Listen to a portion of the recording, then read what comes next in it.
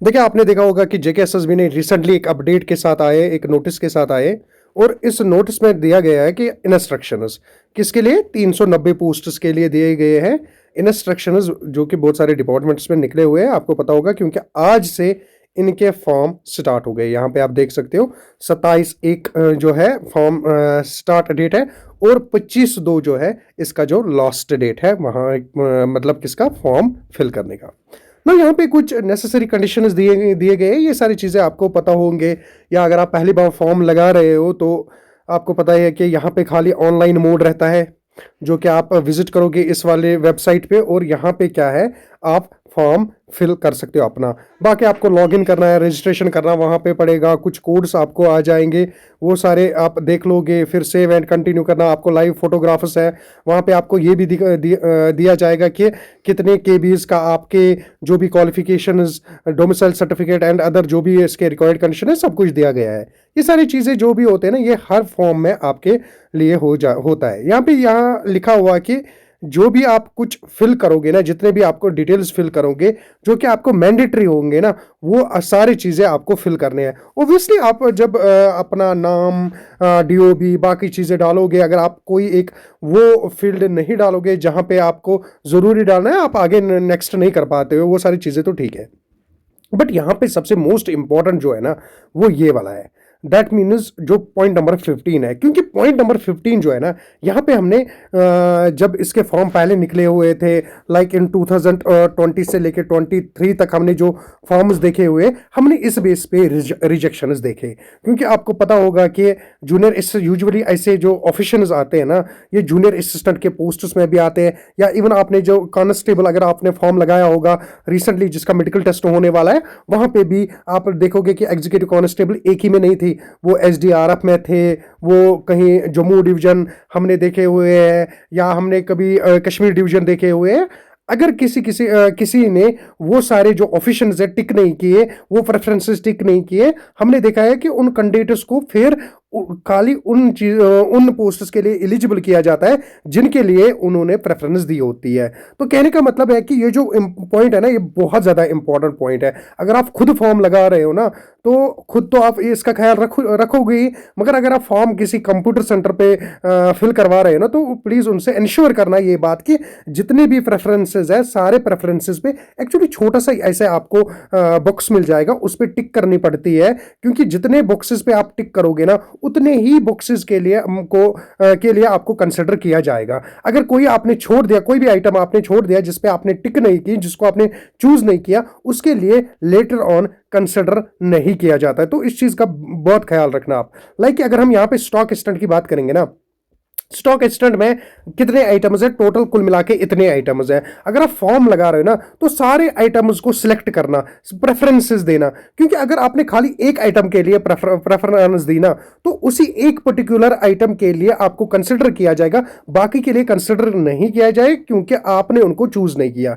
अब यहां पे क्या दिक्कत आ रही है, जब आप फॉर्म फिल करते हो ना, आपको लगेगा कि ऑटोमेटिक होता है, बट ये चीजें ऑटोमेटिक नहीं होते हैं। क्योंकि जितने आप सिलेक्ट करोगे ना, अगर आपने एक ही सिलेक्ट किया, जस्ट वन, तो आपका फॉर्म तब भी सबमिट हो जाएगा। अगर आपने दो किए तो दो, तब भी आपका फॉर्म सबमिट किए हो जाएगा। तो ख्याल रखना, जब भी आपकी प्रेफरेंसेस आएंगे ना, जितने भी वहां पे आपको ये मिल जाएंगे ना, बॉक्सेस मिल जाएंगे ना, प्रेफरेंसेस मिल जाएंगे ना, हर कोई सिलेक्ट करना।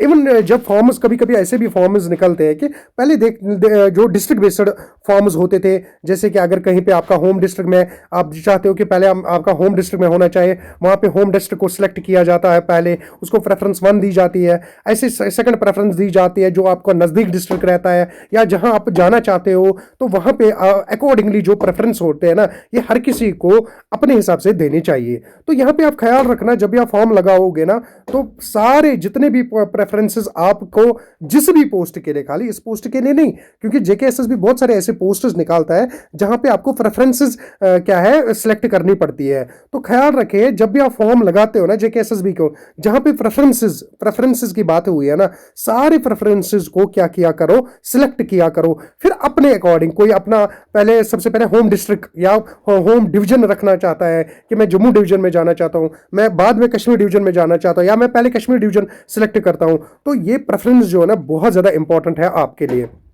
और एक बात यहाँ पे जब भी आप फॉर्म लगाओगे ना, फॉर्म की हार्ड कॉपी भी अपने पास रख लेना आप, या उसका जो प्रिंट कॉपी है वो अपने पास रखना, क्योंकि जब डीवी होती है ना हर किसी पोस्ट के लिए, चाहे आप किसी भी कोई भी पोस्ट मान लो ना, डीवी के लिए आपके लिए फॉर्म बहुत ज्यादा इंपॉर्टेंट, क्योंकि कुछ बच्चों को फिर एप्लीकेशन फॉर्म याद नहीं होता है या उनके पास होता ही नहीं, फिर उनको फॉर्म नहीं मिलता है। क्योंकि अगर यहाँ पे आप देखोगे ना, यहाँ पे लिखा है कि अभी के लिए फिलहाल हमें हार्ड कॉपी की जरूरत नहीं है। यहाँ पे अगर देखो, नो हार्ड कॉपी और print out of the application is required to be submitted by the candidate except कहां पे, at the stage of DV, क्योंकि डीवी पे आपको क्या है, आपको ऑनलाइन एप्लीकेशन फॉर्म वहां पे जरूरत पड़ता है। तो इसलिए ये एक दो पॉइंट्स यहाँ पे थे जो हम आपके साथ डिस्कस करना चाह रहे थे।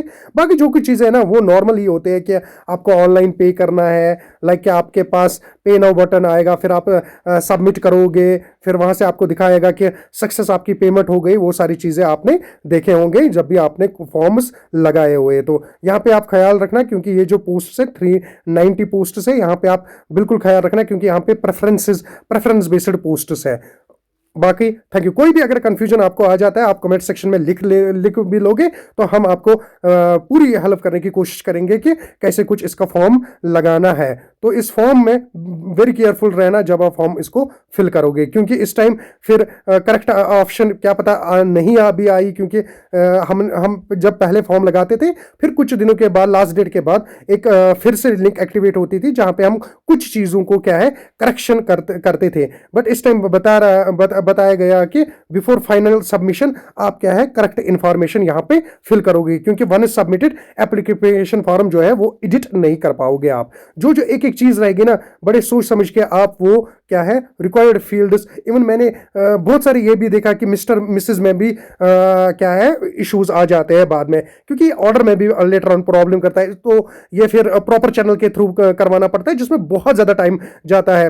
तो इसलिए जब भी आप फॉर्म फिल करोगे ना, एक एक चीज जो है ना वो सही से और वेरीफाइड चीजें फिल करोगे यहाँ पे। Okay, thank you, bye.